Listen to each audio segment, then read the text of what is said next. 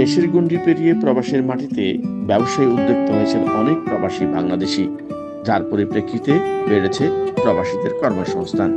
Saudi আরবের ব্যবসায়ী, সমাজসেবক এবং সিলেট বিভাগ প্রবাসী কল্যাণ সংস্থার সাধারণ সম্পাদক আনোয়ার হোসেন তাদের মধ্যে একজন। তিনি প্রবাসীদের নিয়ে স্থানীয় একটি কমিউনিটি সেন্টারে মিলন মেলার আয়োজন করেন।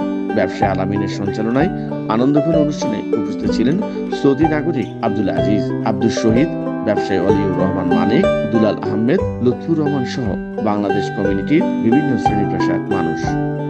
অনুষ্ঠানে ব্যবসায়ী উদ্যোক্তা আনোয়ার হোসেন ও রাইমা দম্পতির উদ্যোগে শিশুদের নিয়ে কেক কাটার মধ্য দিয়ে প্রবাসীদের মিলন মেলা আরো মুখরিত হয়ে ওঠে। সব শেষে দেশ ও জাতির কল্যাণে বিশেষ দোয়া করা হয়। মোহনা ডিজিটাল।